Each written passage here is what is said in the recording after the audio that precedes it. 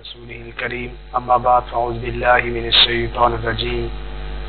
من همزه ونفخه ونفثه بسم الله الرحمن الرحيم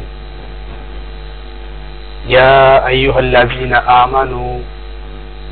كتب عليكم الصيام كما كتب على الذين من قبلكم لعلكم تتقون صدق اللہ العظیم۔ محترم ناظرین اکرام، انسان کے لیے شرف اور عزت کا مقام یہی ہے کہ بندہ اللہ رب العزت کے احکامات کے سامنے اپنے سر کو خم کرے، اور یہی بندگی ہی اللہ رب العزت کے ہاں درجہ بندی کا معیار بنتی ہے۔ بندہ جتنا اللہ رب العزت کے سامنے جھکتا ہے، اللہ تعالیٰ اسے اتنا ہی بلند اور عظیم بنا دیتے ہیں، اور خالق کائنات اپنے بندوں کے لیے گاہے بگاہے ایسے مواقع، ایسے اوقات، ایسے مہینے لاتے ہیں تاکہ اللہ رب العزت کے بندے اللہ رب العزت کی چوکھٹ پہ آ کے اپنی بندگی کو حقیقی بندگی میں تبدیل کر لیں۔ آئیے انہی اوقات میں سے، انہی مہینوں میں سے ایک بڑے ہی عظیم اور شرف اور مقام، برکتوں عزتوں والا مہینہ رمضان المبارک آنے والا ہے۔ اس کے اندر رسول پاک جناب محمد رسول اللہ صلی اللہ علیہ وسلم نے ارشاد فرمایا، وہ برباد ہو گیا وہ بندہ، ناکام ہے وہ بندہ، ناکارہ ہے وہ بندہ جو بندہ رمضان کی عظیم ساعتوں کو، مہینوں کو پائے لیکن اس میں اپنے اللہ رب العزت کو راضی نہ کر سکا۔ آئیے اللہ رب العزت کو کس انداز سے راضی کر سکتے ہیں، اس کے لیے چند ایک باتیں آپ احباب کے سامنے رکھنا چاہتا ہوں۔ سب سے پہلی بات، تمام قسم کے دارالاعمال وہ اخلاص کے اوپر ہوتے ہیں۔ ہر عمل کے اندر اخلاص کا ہونا لازم ملزوم چیز ہے، اور اس اخلاص کے علاوہ عقیدہ توحید کا ہونا اور پھر سنت رسول کا ہونا لازم ہے۔ تو آئیے رمضان مبارک کی عظیم ساعتوں میں سب سے پہلے اخلاص پیدا کیجیے، اور جب اخلاص ہوگا تو ہم دین کی اساس، دین کی بنیاد کو سمجھیں گے، اور دین کے جو 5 ارکان ہیں ان میں سے عقیدہ توحید کے بعد اقام الصلاۃ، نماز کی باری آتی ہے۔ تو ایک مومن بندے کو چاہیے اگر وہ عزت اور مقام چاہتا ہے تو نماز پنجگانہ کی پابندی کرے، اور رمضان المبارک کے اندر اس کی حفاظت کرے، اس کی حفاظت کرے، اس پہ پابندی کرے۔ اور دوسری چیز،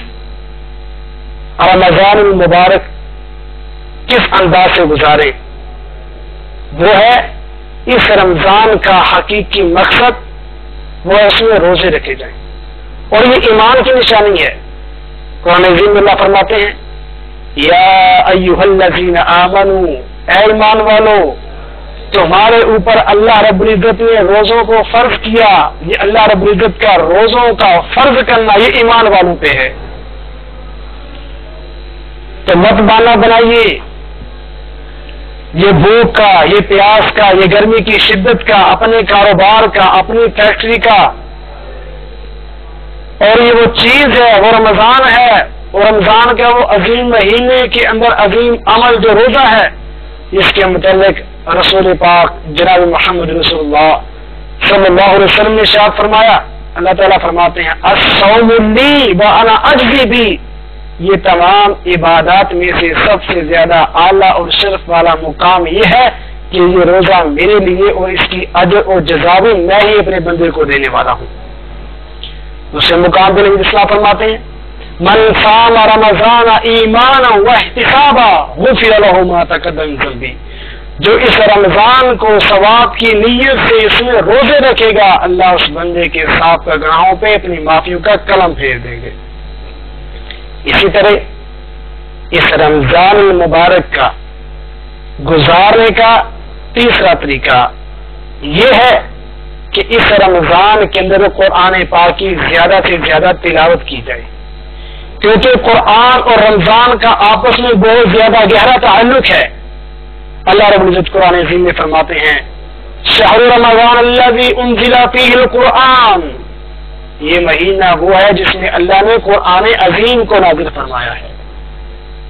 اور جامع ترمذی کی روایت اللہ کے نبی علیہ السلام فرماتے جو بندہ ایک حرف پڑھتا ہے اللہ 10 نیکیاں عطا فرماتے، اللہ 1 سے 10 اور 10 سے 70 اس سے زیادہ دینے بھی خیال کی کائنات قادر بندے کو نوازنے والے ہیں۔ اور اسی طرح اس رمضان المبارک کے اندر چوتھا عمل جو کیے جانے والا ہے وہ اس کا قیام، صحیح بخاری کی روایت ہے اللہ کے نبی اسلام فرماتے ہیں من قام رمضان ایمانا و احتسابا غفر له ما تقدم من ذنبه، جو اس کا قیام کرے گا، نماز تراویح پڑھے گا، اللہ کی عبادت کرے گا، رات کی عبادت کرے گا، اللہ اس بندے کے سابق گناہوں کو مٹا دیتے ہیں۔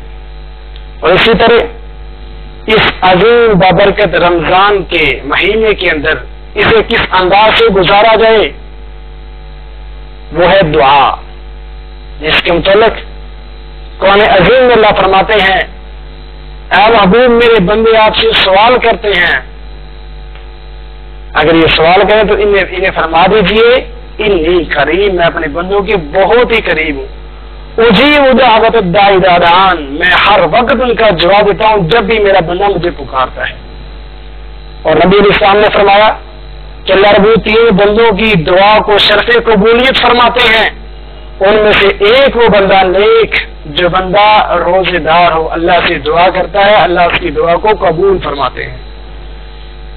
ان عظیم اعمال میں سے ایک عمل یہ بھی ہے کہ اس میں سخاوت کی جائے۔ ساری کائنات کی ماں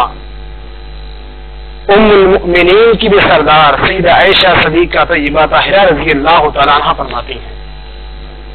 جب رمضان مبارک آتا اللہ کے نبی علیہ الصلوۃ والسلام اس میں صدقہ اس انداز سے کرتے جیسے تند و تیز آندھی چلتی ہو، اتنی اللہ کے نظام سخاوت کیا کرتے تھے۔ تو ان اعمال میں سے ایک گزارنے کے اس رمضان